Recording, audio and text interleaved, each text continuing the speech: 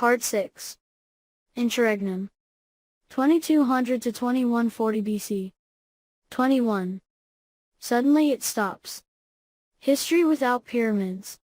Suddenly, around 2200 BC, after half a millennium of monument making, the court stopped building. And at the same time, the royal house in whose name those monuments were built entirely disappeared. For the next century and a half, not one king, not one court, utilized the kingdom's resources, the river, the copper, the wheat crop, to build a sizable monument of stone. In southern Sinai, the long line of royal inscriptions commemorating courtly expeditions to obtain the necessary copper comes to an abrupt halt. Traditional histories blink, stutter and stop after the reign of Pepi II, and so final was that termination that the length of the interregnum that followed can only be determined by the dates which have been recently established for the reigns of the monument-making kings who ruled on either side of it. In that same blank period, most of the Memphite pyramids were opened, the lids of their sarcophagi smashed and slid aside, the royal corpses taken out and stripped. The best part of the nobles' tombs were also part destroyed, their burial shafts left open and abandoned to owls and bats. And the statues in the temples and the nobles' tomb chapels were attacked. Within the royal temples, the shock of those attacks was so sudden that surprising quantities of their original contents, some of their richly decorated ritual equipment, some valuable copper fittings, and even the fragile papyrus records of their scribes lay buried and untouched beneath the temple's rubble until the present age. In similar fashion, though his burial was sacked, Rena's pyramid texts were found perfectly preserved, for the entrance to that pyramid had been buried deep in rubble. The violence of those events is echoed in the very name of Memphis, the name that the classical historians gave to the living city that lay beneath the plateau of Saqqara, where that name had been derived from one of the last Memphite pyramids to have been built, which was called Men-Nefer-Pepi. The beauty of Pepi abides, its continued use in later pharaonic times and its eventual transference to the nearby township, reflecting the fact that it had been one of the last royal monuments to have been built at Memphis before that fierce, destructive era. Traditionally, the heavy level of the destruction suffered by the Memphite monuments was considered to have been the joint labors of limekiln workers, of plundering stonemasons and of gangs of Christians, who methodically mutilated many pagan monuments during the first centuries of the present era. More recently, temple blocks have been taken down or sawn apart and statues have been smashed by thieves and collectors who, lacking the facilities to move large works in their entirety, have simply broken off their heads.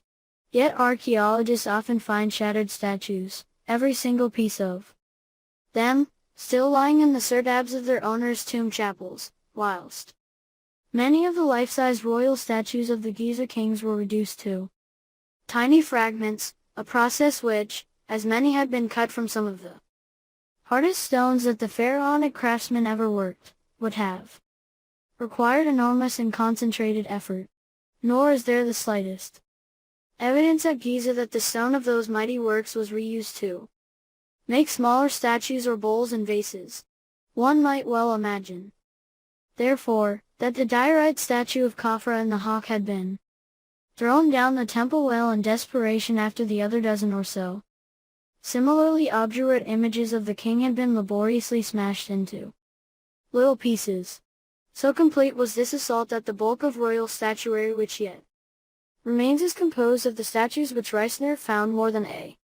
century ago in Menkaures Valley Temple, a site that escaped serious damage at the ending of the Memphite kingdom. In that same king's pyramid temple, alternatively, Reisner and his workmen found the huge alabaster sculpture of Menkaure smashed to pieces, its fragments strewn throughout the building's rooms and corridors where previously it had served as a focus of the royal cult. With a few rare exceptions, this was the fate of almost all the sculptures of the later Memphite kings, most of the examples that remain having been found in unlikely corners of the kingdom, which suggests that those shrines and temples had not suffered the ferocious first wave of attacks which had taken place within the Memphite monuments. Later ancient Egyptian references to this hiatus in the span of courtly culture reveal a great deal about how the scribes and courts of later pharaohs viewed their institutions and their history, for in all of the surviving annals the gap is hardly marked at all. There are no breaks in the lengthy lists of royal names recorded on the walls of tomb chapels and temples. Even the surviving fragments of the Turin canon, the most accurate of all known ancient records, seems to have continued listing the successive rulers, one by one, without any indication of that lengthy period when no new large stone monuments had been made and the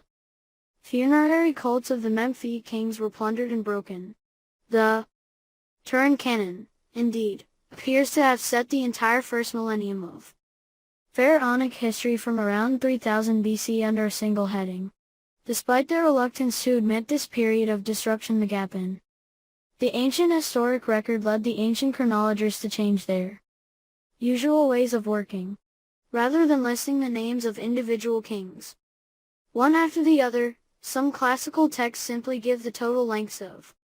the next 4 dynasties and years, whereas the pharaonic scribes list rulers whose names are otherwise unrecorded and employ a term which is commonly translated as lacuna and is understood to indicate a gap in the record that was being copied. A charming, somewhat poetic reflection of the confusions caused by this historical hiatus is found in the various extant versions of Manetho's history, one of which has Pepi 2 ending a 6th dynasty of kings, followed by a 7th dynasty, ruled by 70 kings in 70 years. Another version, alternatively, describes the 7th dynasty as comprising 5 kings who ruled for 75 days and yet another as consisting of 5 kings who ruled for 75 years. All of this, and a brief biography of a 9th dynasty king called Ankhtifi, who, it is reported, was crueler than his predecessors, and had been smitten with madness and eaten by a crocodile. A sure sign that the classical historians had considered this eccentric period to have been the product of a time when Pharaoh's throne had wobbled and then disintegrated is that some of them declare the last Pharaoh of the Memphite kingdom to have been a woman, in this instance a certain Queen Nitocris, who one of the versions of Manetho's history described as the most beautiful of all the women, fair-skinned, with red cheeks, and who was listed as having ruled after the reign of Pepi 2, though the Greek Herodotus states that Nitocris' reign had been cut short by a bizarre act of suicide after she had arranged the drowning of a dinner party of conspiratorial courtiers. In somewhat similar vein, a fragmentary pharaonic tale composed just 2 centuries after the reign of Pepi II tells of his secret nightly visits to the household of a male courtier, thus providing the office of the last pyramid-building Memphite pharaoh with a similar sexual ambivalence to that of Pharaoh Nitocris, whilst at the same time hinting that the roots of such folk tales of the classical historians may have reached deep into the past. Lamentations and Admonitions. Later literary texts offer eloquent meditations on life and death along the Lower Nile following the breakdown of the pharaonic state and the accompanying lack of civic order, known now as Lamentations, Admonitions and Disputes. This novel genre was created by scribes working in the courts of a refounded and reunified pharaonic kingdom, some 2 centuries after the Memphite state had disappeared. The order whose collapse those texts so vividly describe is that of the pharaonic universe. Without it there is only chaos, which the texts describe in terms of widespread criminality and foreign invasion, and the muddling of roles within society, in the pillaging of tombs and pyramids, and in the unnatural behavior of people, animals and even of the great wide river that ran through the center of pharaonic life. The role of Pharaoh and court culture that these texts insistently describe was to maintain the cosmic and civil balance within the region of the Lower Nile. It appears that the Interregnum had challenged the colossal certainties held within the Memphite court and changed the mindset of pharaonic society forever. Historians have often used those novel texts to describe conditions during the Interregnum. Yet at the beginning of the last century, in a preface to an editio princeps of one of those remarkable documents, Gardner had already observed that it was as difficult to place the circumstances which those documents describe in historic time as it was to establish the dates of their composition. Nonetheless, as he wisely observes in the manner of his times, unless some support in facts had been forthcoming for his thesis, the Egyptian writer would have imagined an Egypt given over to anarchy and foreign invaders not much more easily than an English novelist could imagine an England subject to the Turks. So whether or not those texts are journalistic accounts of real events which by the scale and poetry of their descriptions must seem incredible, or simply literary meditations on the collapse of good government, in the manner of similar musings from many other cultures, they certainly display, for the first time in pharaonic history, an acute awareness of the preciousness and, indeed, fragility of the courtly order that their predecessors had invented. In the same decade that Gardner wrote his commentary upon the Admonitions of an Egyptian scribe, the term intermediate period was invented to describe this remarkable hiatus in pharaonic courtly history, that jumbled age which challenges the common modern notion that ancient Egypt had been a single solid entity whose attitudes and opinions had lasted like the pyramids themselves, down through the millennia. First employed by Gardner with a lowercase I, the term appears to have gained capitalization, and thus a personality of its own. In an essay by the Egyptologist Henri Frankfurt, published in 1926 and entitled Egypt and Syria in the First Intermediate Period, much more is known about that period today than when Frankfurt wrote that pioneering paper. Its history, however, in the traditional sense of the word, even the briefest narrative of contemporary rulers and events, is still largely lost, its confusions compounded by a fundamental lack of archaeological evidence, by the contradictory king lists of the ancient historians and by the reuse of a limited group of names amongst the kings and nobles so that it is often impossible to distinguish one individual from another. So though its relics are plentiful enough, they are the products of an untidy era. Yet in their lively eccentricity, they offer a remarkable counterpoint, a marvelous if somewhat inadvertent commentary on the grand culture of their predecessors. Memphis, Herakleopolis and Thebes, gleaned for the most part from the tales of classical historians in a careful selection of pharaonic texts. Traditional histories tell that after the reign of Pepi II several separate states had grown up inside the old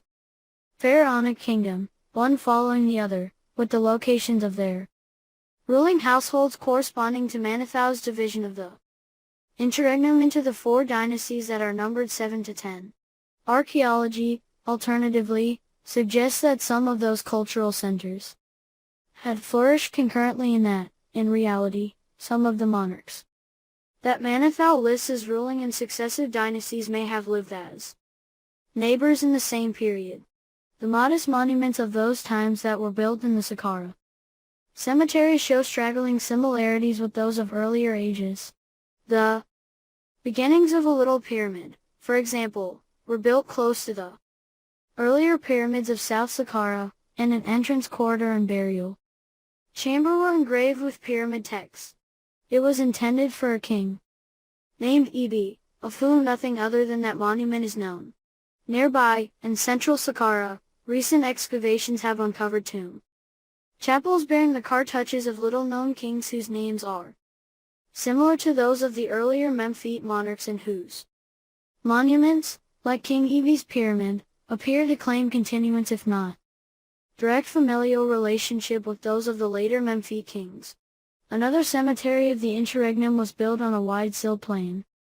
some 50 miles south of Saqqara at Herakleopolis, a huge and ruined ancient site of dusty mounds, stone blocks and camel grass that is presently surrounded by the modern town of Inasaya el-Medina,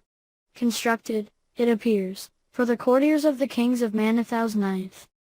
and 10th dynasties, whom he describes as ruling from Herakleopolis. Many of these tomb chapels touchingly reproduce in miniature the elements of the grander earlier Saqqara monuments and even, on occasion, quote a few pyramid texts, that the craftsmanship and paleography in these monuments resembles the earlier monuments of South Saqqara suggests that the craftsmen who made them had direct connection with those of the earlier court. Such destruction has been visited on these tomb chapels, however, in so partial as their excavation, that the history of the court for which they had been made has yet to be determined. The tombs of Manetho's Herakleopolitan kings, moreover, have yet to be discovered. Perhaps they lie beneath the sand of Saqqara. Alternatively, they may have been built at the site of the modern village of Deir el-Bersha some 90 miles further upstream, where traces of the tomb chapels of the viziers of some of those same kings have recently been uncovered. In those same times, the local governors of several regions up and down the lower Nile made tombs and tomb chapels in the manner of the provincial courtiers of the Memphite kings, some of them set in the Nileside cliffs that stand above various modern towns and cities in the valley. Unmistakable in their styles and paleography, and with their texts filled with idiosyncrasy, the better part of them, unfortunately, are badly damaged.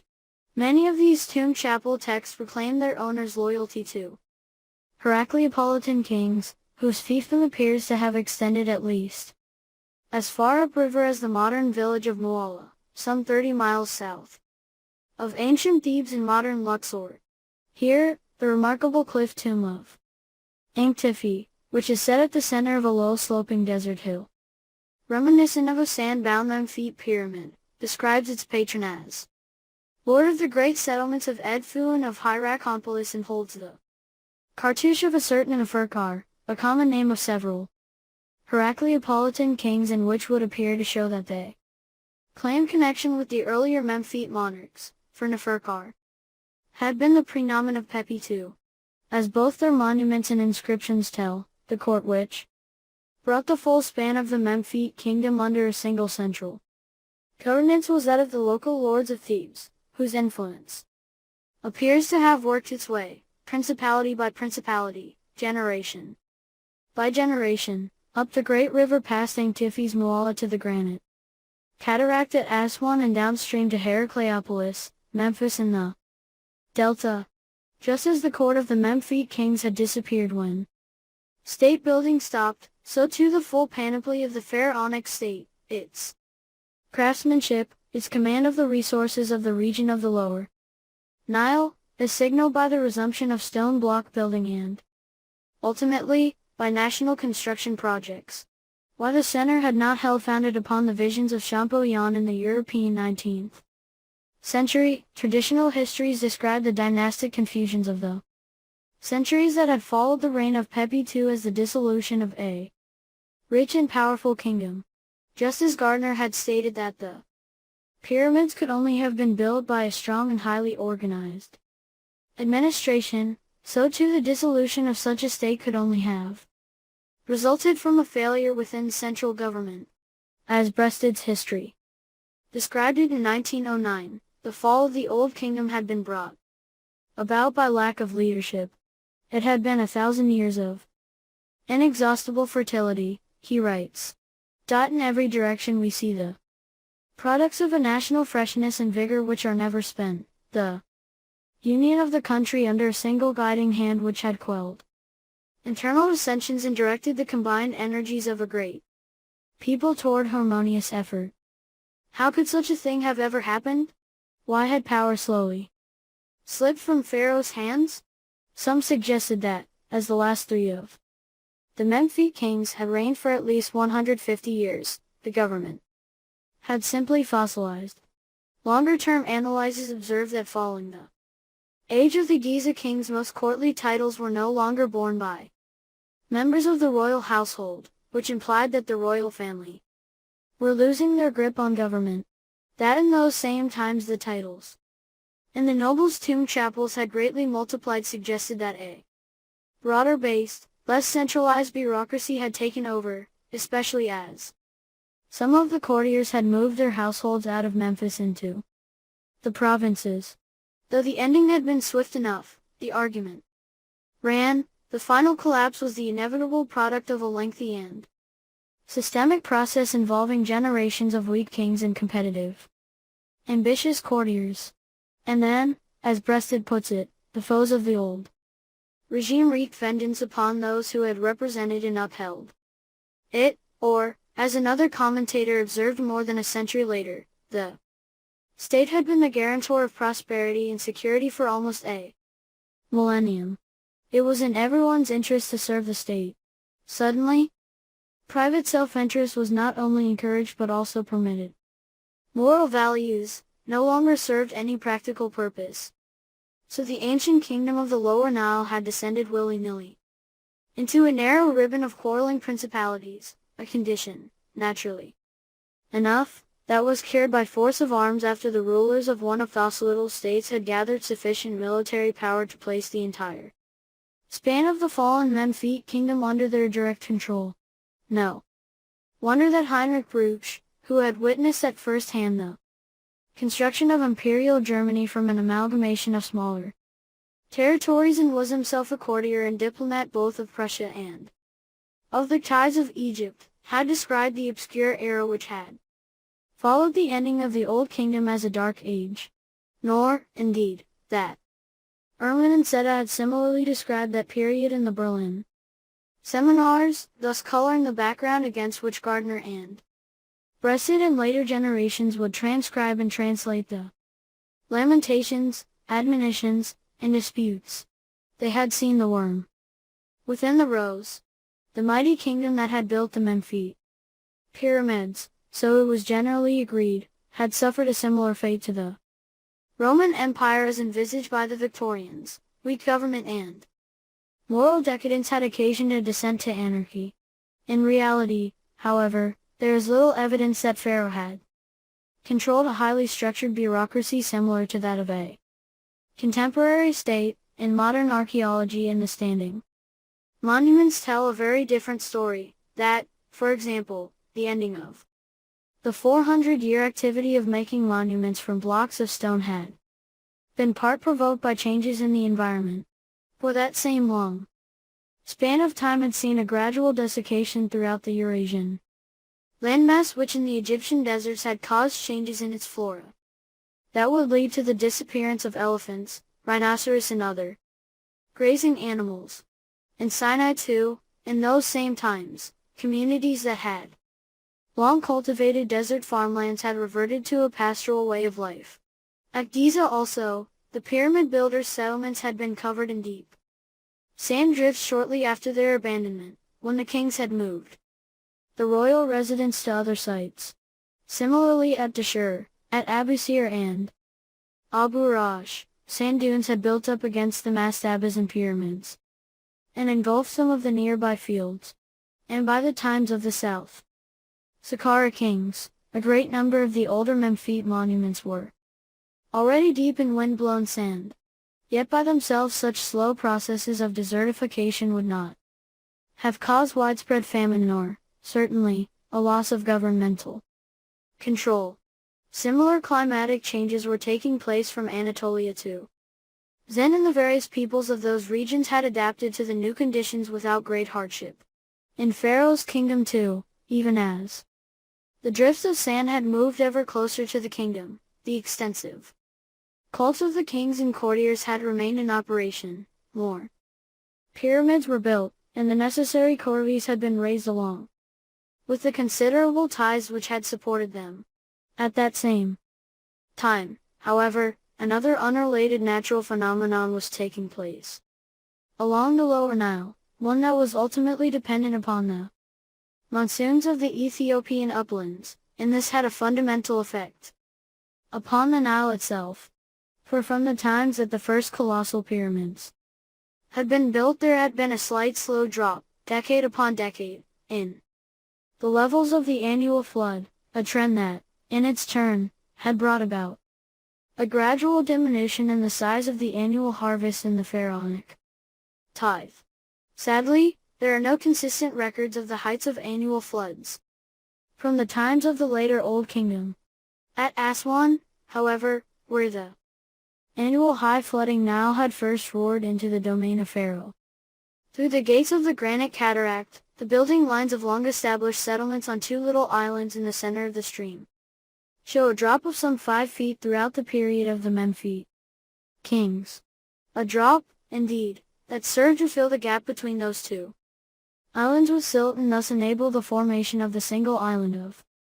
Elephantine that we know today. And there, built right upon that fresh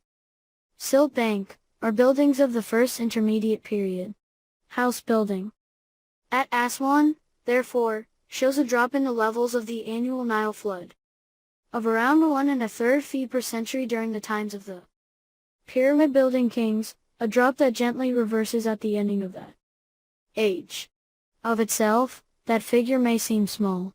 yet a difference of just 2 feet. And the annual flood was the difference between a mean and insufficient harvest and a disastrous overabundance of water whose effects are graphically described in the biblical plagues of Egypt. The impact of that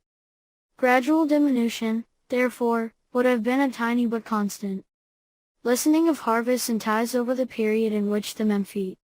pyramids were being built, a situation that is graphically borne out in the recent excavation of parts of the dried-out bed of the ancient lake of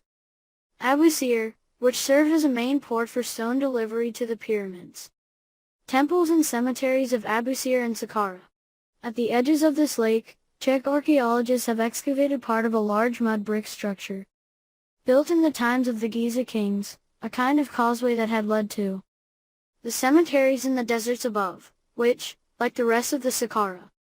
monuments, had been covered first in substantial drifts of wind-blown sand, then by alluvial deposits of rich black Nile silts, and then strata typical of those deposited by artificial irrigation, a new development in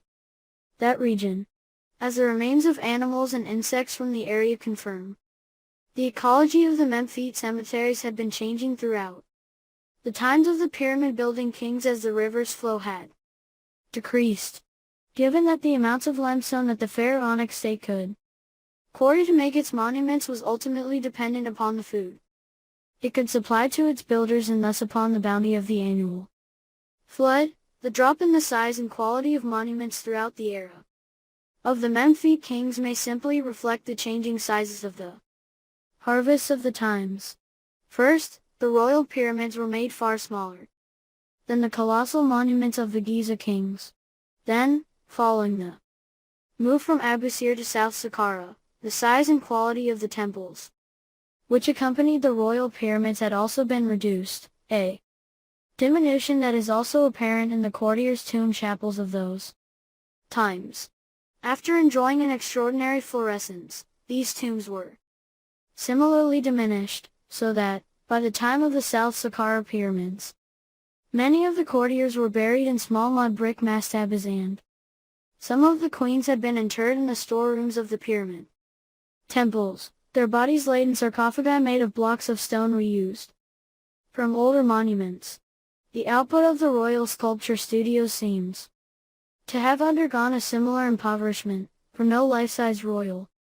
statues of the later kings appear to have been made at all, only smaller works which were mostly made of alabaster or limestone and hardly ever fashioned from the hard desert rock employed in earlier times. This gradual reduction in the annual harvest might also have prompted the relocation into the provinces of the households of some of the Memphite courtiers and may reflect the courtiers' increasing involvement in the direct oversight of the supply of tithes and offerings, the flow of grain and meat to Memphis. So by the times of the South Saqqara kings, several senior members of the royal household, courtiers like Kar and Weni, both children of the households of district governors, had gone back to the provinces of their birth, where, so some of the texts in their tomb chapels inform us, they set about reorganizing the systems of farming and of tithing. The courtier Kar, for example, went back to the settlement of his childhood, Edfil in southern Upper Egypt, where a number of huge circular grain silos of a later age, similar in type and size to some of those at the royal settlements at Giza, have recently been excavated. In similar fashion, Menes returned to his family household at Abydos, in the province of Thebes, may well have been connected with schemes to colonize parts of the valley which had previously been largely unfarmed. For when he was a considerable organizer of state projects in Abydos lay at the center of a region of marsh and wide silt plains which in those days were still relatively wild. So though the traditional pharaonic system of tithe and offering had functioned well in earlier times, it would appear that by the time of Car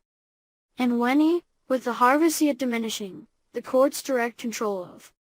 food production was extended far beyond Memphis and the temples and households of the Memphite courtiers.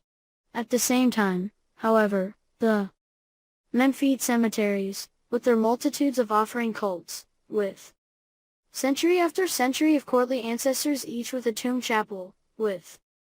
offering altars and their accompanying families of priests, had stretched for mile after mile along the desert's edge, from the pyramids of Abu Rahash and Giza in the north to those of South Saqqara and Meidum. And so it was, in those late times, that the Memphite kingdom appears to have lost its equilibrium of harvest, tithe and offering, and reached a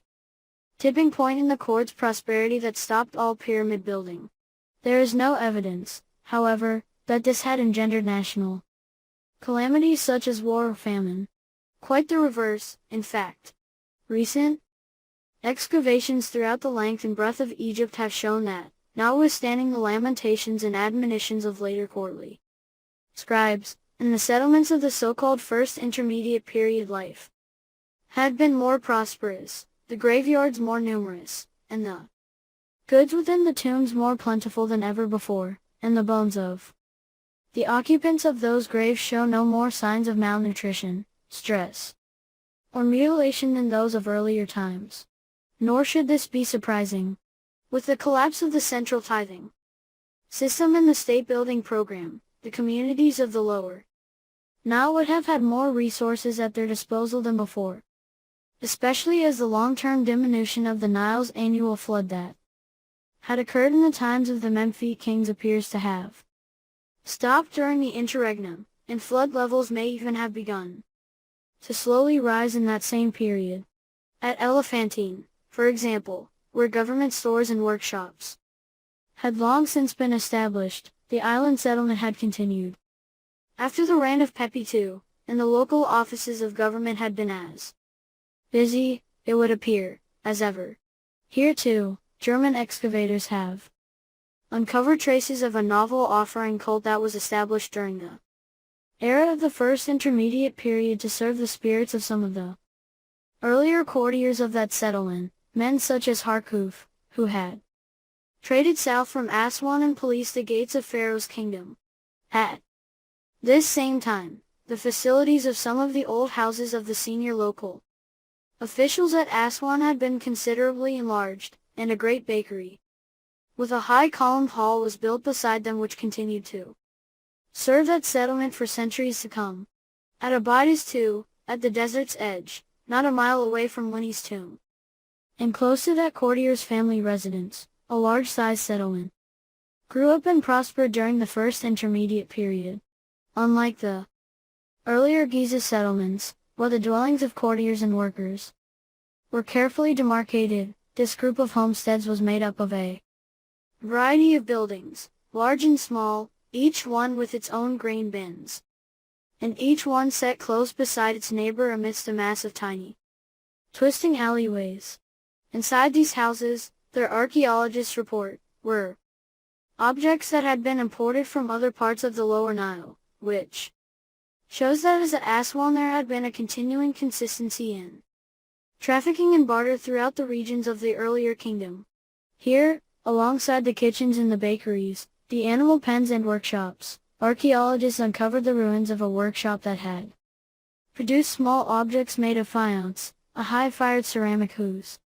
brilliant blue glazes, the color of Egypt's summer sky, were produced in considerable quantity throughout all later periods of ancient Egyptian history, that the production of this non-essential but eternally favorite material of pharaonic culture had not ceased in times of political decentralization is by itself a further indication of the quality and order of local life in those vague times. Similar observations on life during this interregnum can be gleaned from the excavation of other settlements. Recent archaeology has shown, for example, that the households of the courtiers who had controlled the oases, who in the times of Pepi II had ruled those isolated mini-states within the western desert and were buried within impressive cemeteries, had not been looted in some kind of general anarchy when the Memphite state had disappeared. In Dakhil Oasis, moreover, the governor's residence had continued to flourish throughout the first intermediate period and into later periods as well. In the delta also, the farming settlements appeared to have continued unmolested, though to what extent that region had been inhabited and controlled solely by people of pharaonic culture is an open question. The lines in the admonitions that were traditionally translated as an account of a foreign invasion of the Nile Delta may well record an increase in the population of that region's indigenous Levantine culture during the first intermediate period. In short, though the diminishing flood levels appeared to have finally rendered the building of further pyramids impossible, neither war nor famine appeared to have visited the regions of the lower Nile during this interregnum. Just as before, the ancient farms and settlements appear to have been prosperous. Now, however, and for the first time in some 800 years, the populations of the lower Nile no longer owed allegiance to the Memphite pharaohs but to the governors of the provinces and regions in which they lived. So the shibboleth that what's good for General Motors is good for the USA is not a universal truth. For pyramids, like motorcars, are but limited indicators of prosperity. As far as Pharaoh's Egypt is concerned, the cessation of the mass quarrying of stone for state-building projects seems to have resulted from a lack of the necessary supplies, that is, state surpluses, that were required to feed those who made such monuments. The existential smash-up. Historians of ancient Egypt have generally agreed that the term in, which is derived from the root to bring, was an ancient name of the pharaonic tide as I have termed it. It is perhaps not surprising that in is usually described by economic historians as a non-monetary tax. There is, however, an objection to that definition, for economics of itself is but a youthful discipline, a product of the European Enlightenment and an abstraction created by and for European scholarship and government. Economics, in common with a large part of the portmanteau of academic disciplines used to describe alien and ancient worlds, had no contemporary reality in pharaonic Egypt. So as with the histories of other modern abstractions, such as art, politics and religion, to make economic histories of the tides and rations of the pharaonic kingdom, tiny grains of evidence have to be extracted from their ancient context and heavily reordered. The great advantage of such modern disciplines, however, is that they allow all of the world's cultures and societies to be analyzed according to a single set of principles, and thus universal lessons can be drawn. The disadvantage, however, is that individual cultures such as Pharaoh's Egypt lose all their freshness and originality and are slotted into a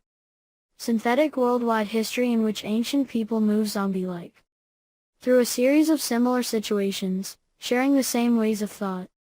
and the same goals as the people of more modern worlds. Fit the secular visions of Malthus, Adam Smith and Marx over Champollionn's pharaonic court in the terms of Erman's Wörterbuch, and the court of Pharaoh can easily be described as one of many early modern elite cultures that served up on propaganda to a global citizenry in the form of magic and religion, dressed in fine clothes and imported jewels, skilled in the arts of war and, of course, in the construction of monstrous buildings. Nowhere are the fundamental weaknesses of such narratives so obviously exposed as in such times as the first intermediate period, when stone block building had entirely stopped. For modern Archaeology has clearly shown that the regions, the populations, of the Lower Nile had not collapsed into anarchy and immorality after the last Memphite pyramid had been built. All that had happened was that monuments and offerings were no longer being made. The courts, activities of tithing and of offering, the building of stone block monuments, and all of those various activities that had defined the state. The boundaries of the material and immaterial, the living and the dead, within the narrow kingdom had gone, and in consequence the Memphite court had lost its purpose. This is the reason why the pyramid temples, the royal burials and statues and most of the monuments of the Memphite court had been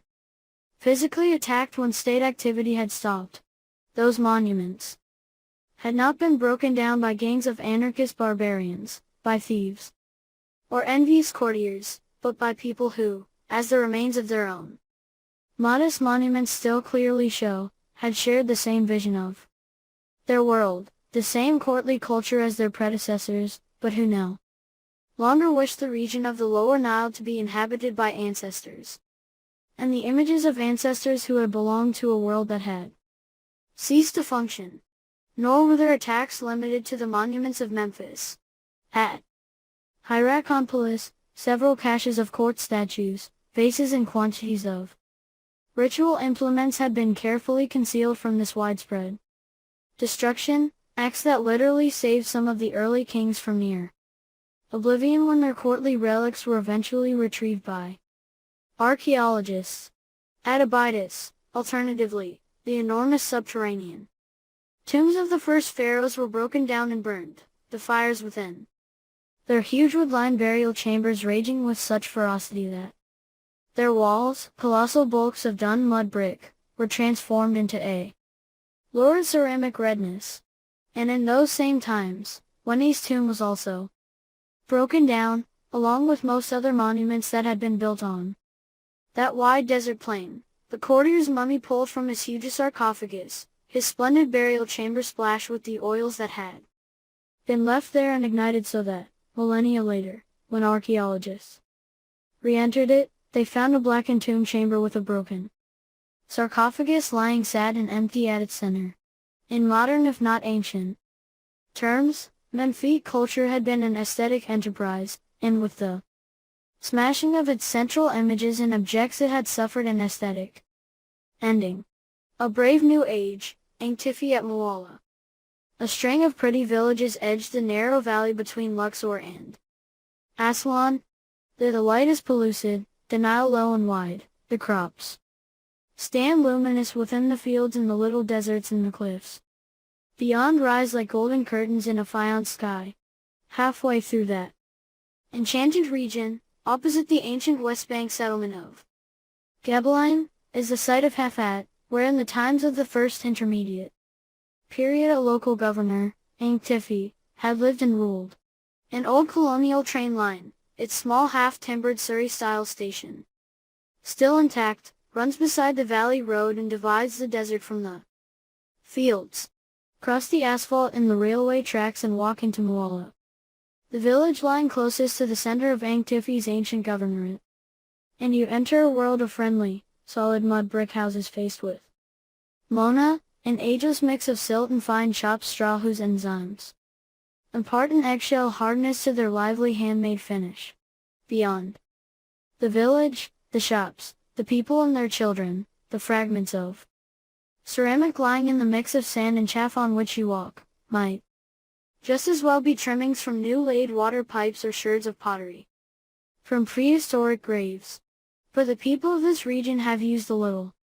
deserts that lie behind their villages as graveyards throughout prehistoric and pharaonic times and later too, for Greek and Roman, Christian and Muslim burials. And there are cemeteries of ancient Nubians, the southerners whom the pharaohs had employed to police their state, and their graves, too, were made according to the customs of their people. Ankhtifi's tomb chapel appears today as one of a line of telltale rectangles of shadow at the center of a low sloping hill, a natural pyramid, though the other tombs in that row appear to be of similar age to Ankhtifi's. Most of their texts and decorations have disappeared. Ankhtifi's tomb chapel, alternatively, is the best preserved of all known monuments of the First Intermediate Period, and since the 1920s, the time of its uncovering, its texts and images have greatly colored modern visions of the character and qualities of that first interregnum, when the modern valley of the Nile was still in the process of formation. The pyramid-shaped hill that would later hold Ankhtifi's tomb had loosened and slid down in primeval rains, from the peak of the high terraces of the cliffs into the bottom of the valley. That fine hard limestone from the upper terraces is of better quality than that of the lower levels, which proved an advantage for Ankhtifi's craftsmen, since that long slide down the cliffs had so stressed that great white triangle of rock that, when it came to rest, it was riddled with joints and fractures, and that, in turn, made it a convenient source for quarrymen of many different ages, the fine white limestone lying in small convenient seams that could be cut and carried off with relative ease. The scars of some of those ancient workings, indeed, can still be seen at the south end of the pyramid. As you approach the doorway of Ankhtifi's monument, you walk through a large square open courtyard, part filled with blocks of ancient brickwork. This area has not been excavated. The outline of its plan, however, suggests that its designers had followed the general layout of the Memphis pyramid temples, placing a wide and sunny courtyard before the darkness of a columned hall beyond. Walk through the doorway of Ankhtifi's tomb chapel and you enter the recreated gloom of just such an ancient temple, for it is shaded by a wooden roof that was set over the ruined chapel following its rediscovery by local quarrymen. Fortunately for us, if not for Ankhtifi's mortuary cult, the original roof of his tomb chapel had collapsed shortly after work on its decoration was completed, burying its walls and columns in a scree of hillside rubble which preserved the better part of them from the destruction that most other tombs of those times have suffered. Ankhtifi, indeed, appears to have lain untouched within his tomb for some considerable time, since the splendid fragments of contemporary funerary furniture which are known to have come from the vicinity of Mola surfaced on the antiquities market in the years immediately before his tomb was first visited by Egyptologists. The text accompanying the two reliefs carved left and right upon the tomb chapel's doorjambs announce its one-time owner in the traditional way, Ankhtifi, nobleman and governor of Herakleopolis and Edfu, chief of priests, a manager and commander of men and farms. Pass through that straight and well-cut portal, and you stand in one of the strangest of all pharaonic tomb chapels, a forest of twisting columns sliding left and right some 30 feet and more on either side, gathered in a narrow envelope of space in which every element of architecture, both the waving walls and the cockeyed columns, follow the angles of the joints and fractures that run right through that natural pyramid. In the usual way of nobles' tomb chapels, a deep and dangerous burial shaft lies some 8 feet into the gloom beyond the sunlight of the entrance doorway. A crude little offering cell engraved in the traditional design showing Ankhtifi and his wife, Nebi, seated at an offering table is cut onto the wall of that rough shaft, and the stumps of those 30 tilted and irregularly spaced columns, some round, some square, stand all around like stalagmites, whilst, in the gloom beyond, the images on the chamber walls shift and shimmer, a distant mirage of the Memphite kingdom. A tiny cartouche painted in a curiously iridescent green upon the monoplaster of the chapel's walls holds the name of a king Neferkar, the Herakleopolitan monarch to whom Ankhtifi paid allegiance in the king on whose behalf, so one of the tomb chapel's inscriptions tells, the god Horus had sent full and fruitful floods, that Ankhtifi's craftsmen had followed the natural but irregular fissures in the rock rather than rendering the elements of its architecture symmetrical and true in the Memphite manner suggests that Ankhtifi had but a scant supply of copper at his disposal. Such ways of working would have made but few demands upon copper tools. In the 1970s, too, men using crowbars levered out a garage for a Land Rover from similarly fissured rock in just 2 days. That copper, along with several of the other commodities essential for a Memphite courtier's burial, was scarce. And Ankhtifi's time can also be inferred from one of several texts carved into the chapel's columns. All along the chapel's lengthy walls and wrapped round many of the columns that are not engraved with text, there are the usual scenes of Memphite tomb chapels. Ankhtifi and his family hunt in the marshes and oversee the harvest, find bulls and cows swayed to the slaughter, and the governor's family, seated on the fine furniture of their household, feast from the wealth of their estates. But all these scenes are displaced from the positions that they had previously held within the Memphite tomb chapels. While 7 of the columns chatter and brag in lively hieroglyphic the words and phrases of Ankhtifi's unique biography, the wall scenes illustrate some of the same themes and images of festival and conflict. Lively archers jog along in rows. There are remnants also of a broken scene of fighting in which a man has been hit by an arrow, and of a festival and celebration of a local god that is overseen by Ankhtifi, his wife, and his beloved daughters, his 4 sons and the family dogs. Further images show the celebrations that had followed the grain harvest, which was stored in the 10 great granaries that Ankhtifi tells us he controlled. A Rococo variation on earlier examples, Ankhtifi's tomb chapel resets the traditional versions of such scenes in joyous celebration of life lived in a different age. Such is their confusion, however, quite frequently snippets of scenes flit from wall to column and from column back to wall. Again, that some of their subject matter can only be identified by comparison to earlier, more sober-sided versions of the same activities. The tomb chapel's lengthy inscriptions, alternatively, that wobbly and column library, are the longest continuous texts which are known to have survived from the first intermediate period and are unique, and from the first days of their discovery translations of their vivid, if perhaps to modern taste rather vainglorious, prose have been a prime source of information, and misinformation, about the times in which Ankhtifi lived and ruled. Nomes and Nomarchs. What, then, to make of this merry-go-round of a monument that has become the very symbol, the most discussed, the most debated relic of its times? At first, Ankhtifi was viewed in the traditional way, as a local warlord whose tomb chapel texts and paintings were illustrations of his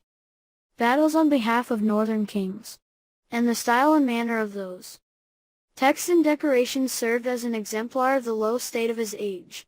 Others came to view Ankhtifi's tomb chapel as representing a kind of liberation, whilst acknowledging that its texts and images were ultimately derived from those of earlier times. They held that Ankhtifi's scribes and draftsmen had injected energy and joy into old state formulae, and certainly the manner of Ankhtifi's monument along with others of the times, both their texts and images, would have considerable influence upon courtly monuments of later ages. Above all else, however, the interpretations of Ankhtifi's tomb chapel have been shaped by its lengthy texts and the varying translations and interpretations they have inspired. Some, for example, talk of Ankhtifi providing the planks for a simple coffin, others as providing great wooden boards for a sarcophagus. More importantly, and here it is that translation directly colors our vision of the man and of his times. Some of Ankhtifi's titles have been variously translated, as royal general or as commander of a neighborhood police force. Similarly, the title Ha'adi, which literally means foremost of position, has been variously translated as chief, baron and mayor. It has also been translated as Nomarch, which is the classical title applied to the governor of a nome, or one of the regions of Egypt into which that kingdom was divided in far later times. For some of the territories of those later southern nomes reflect the names of regions which Ankhtifi claims to have fallen within his purview. Yet the settlements under Ankhtifi's control also reflect the names of far older centers of authority. So it is best, perhaps, to describe Ankhtifi simply as a governor, as the provincial overlord, of the three southernmost centers of the earlier Memphite kingdom, namely Elephantine, Edfu and, so it would appear, the otherwise little recorded settlement of Hephat. Another indication of Ankhtifi's role within that new-made world is that some of the titles in his tomb describe him as performing priestly offices in the areas under his control, duties which had been previously undertaken by the officials of the Memphite pharaohs. At all events, and whatever the intricacies of his titles may or may not imply, it is clear that, in modern terms, Ankhtifi was a local leader in southern Upper Egypt. He was also something of a local, self-made leader, for though his tomb displays discreet allegiance to a Herakleopolitan king, its texts and sayings show that he had not called upon the craftsmen or designers of that northern court. The architecture of Ankhtifi's tomb chapel, indeed, is as different in style and quality from the earlier Memphite monuments as Arweni's tomb at Abydos or those of the caravanning governors of Aswan. As its inscriptions insistently inform us, Ankhtifi made this tomb chapel for himself and with his own resources, in times when the northern courts no longer had the reserves to build large monuments, and the households of the families of the old provincial courtiers seemed to have disappeared along with the household of their kings. New households like that of Ankhtifi had arisen and, though their monuments had retained some of the manners and titles of the Memphite court, they describe another world. From Aswan and Gebelin in the south, to Asyut, Beir and Ka el-Kabir in Middle Egypt and at Memphis and beyond, the same sense of change and adaptation runs through all the other tomb chapels made during the first intermediate period. Though they are now badly damaged, their surviving fragments show that, following the dissolution of the Memphite state, the local governors for whom those monuments were made all claim in common with Ankhtifi that they had maintained order at a provincial level and promoted the welfare of their people, even as one would care for one's own household. Such claims, of course, echo those made by the courtiers of earlier times, just as the images of Ankhtifi's tomb chapel hold attitudes and poses similar to those of the earlier age. To this extent, they remain part of the enduring common culture of the Lower Nile, from the great grand Memphite settlements to provincial Hephat. The fundamental unit of ancient Egyptian civic order was the pharaonic household. Yet Ankhtifi's texts also hold a novel air of pride in them, a sense of personal responsibility, and they certainly display a greater autonomy of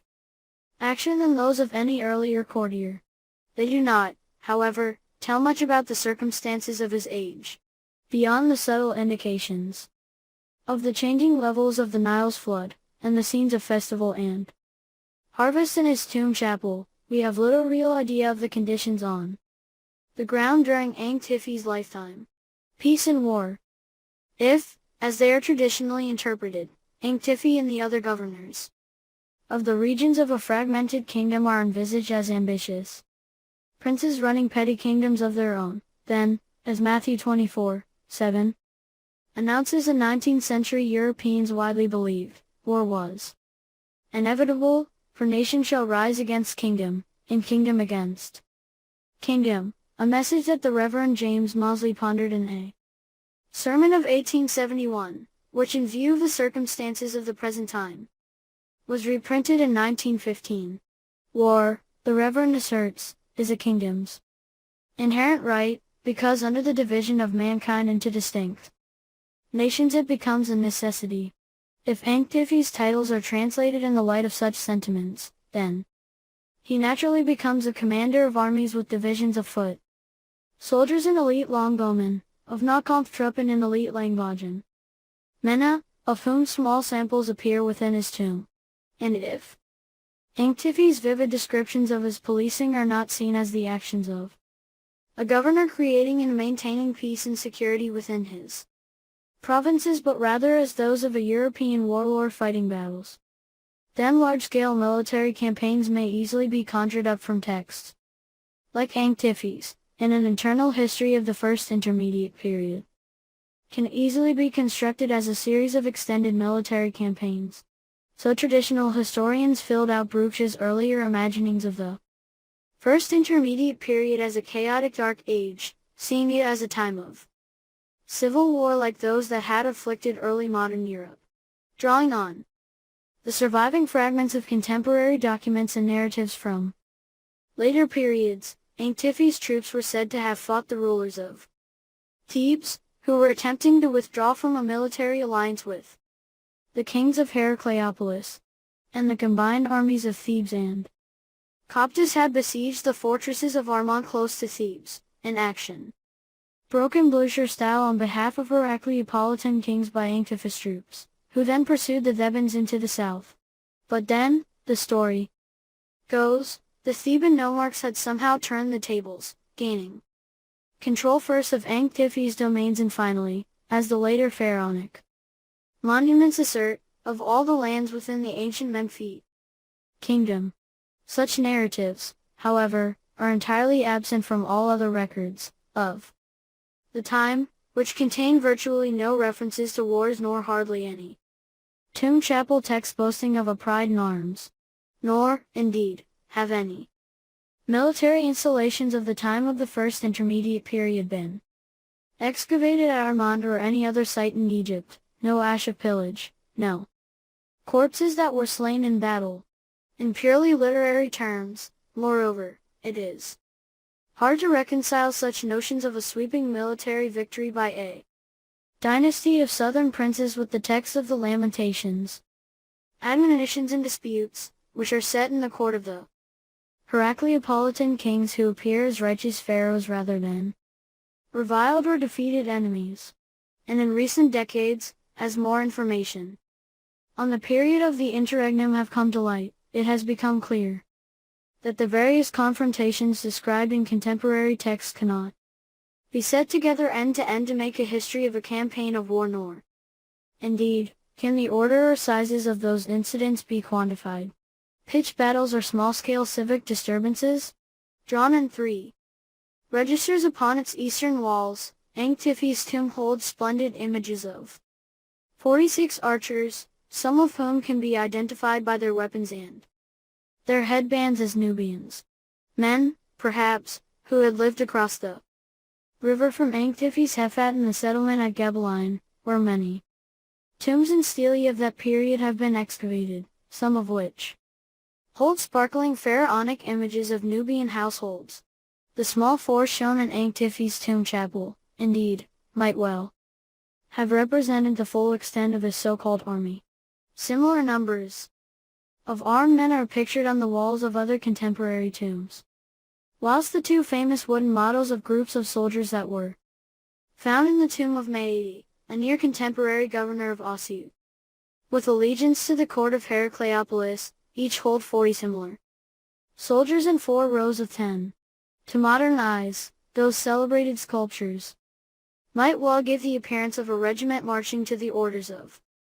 a sergeant major. In reality, those little bands of archers and spear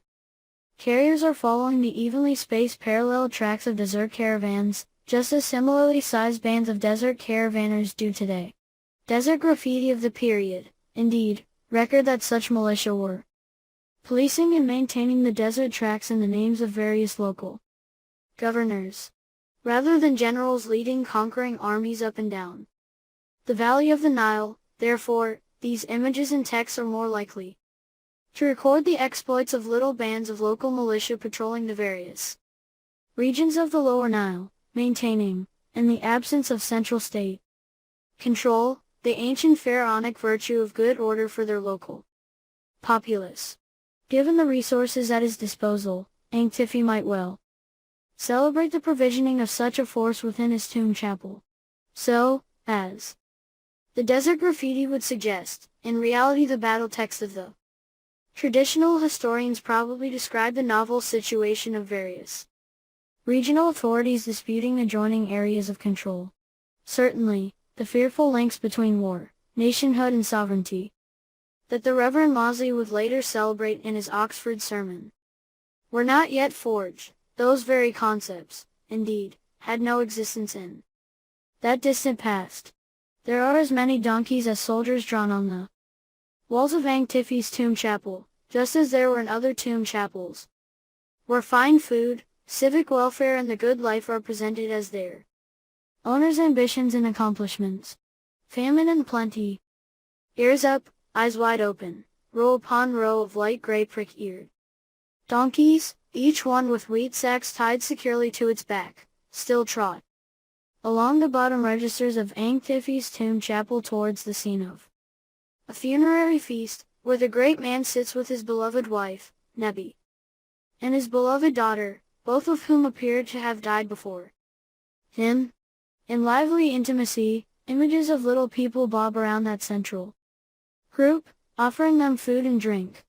A harpist plays, a cow is slaughtered, hares, marsh ducks and luscious fat fish, their scales drawn and iridescent green, are all brought to the feast. It is a scene, in short, whose literary description could just as well describe a similar event shown in a Memphis tomb chapel. At Mualla, however, these scenes are filled with sharp-eyed observations of local life within the valley of the Lower Nile, and they have been composed without the usual regulating baselines so that every image inhabits its own space. The whole is held in a single wall-wide tapestry of movement by the unrelenting ochre of the figure's skin tones, and the draftsman's insistent use of the sharp, angular forms whose formal ancestry, the large eyes, the thin limbs, and a lively and attenuated manner of drawing had been developed in the later Memphis court. As the images of Ankhtifi's funerary feast beautifully celebrate, the texts within his tomb chapel insistently describe his lands as rich in grain and livestock. 10 large round granaries are painted on his chapel walls, and beside them are scenes of harvest and perhaps of winnowing and dancing, along with a scene showing the filling of those huge grains stores in the presence of Ankhtifi and his pen-poised scribes. The chapel texts tell that measures of this grain were sent to other provinces, and that in times of need these same grain stores had fed the hungry. Those same texts, however, also tell us that in Ankhtifi's time people had hugged their father's killers and that he had refounded ancient Edfu after it had been abandoned. This, it would appear, is a scribal encomium, composed for a provincial governor listing aspects of their lord's benevolence, and it is probably unwise to imagine, as some historians have done, that the texts document times of real famine, especially as archaeology shows that at this time the Nile's flood was on the rise.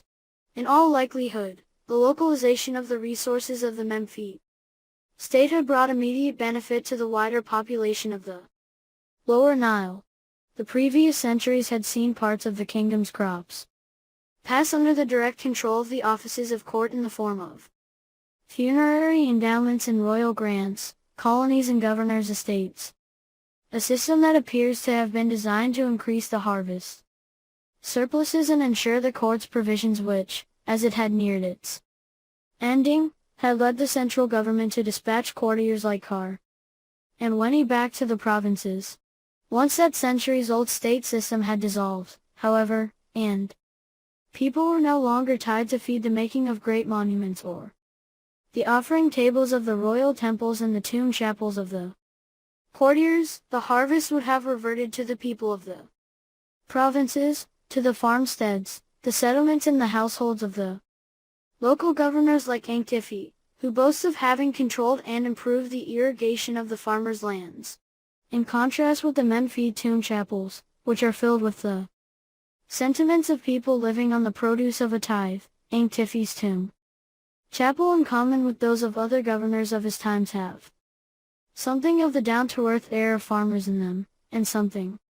also of a farmer's pride. I am rich, a possessor of wealth, a master of cows, a master of goats, a master of wheat, a master of clothes. I say this in truth, and not just for the necropolis. Tombs of the times.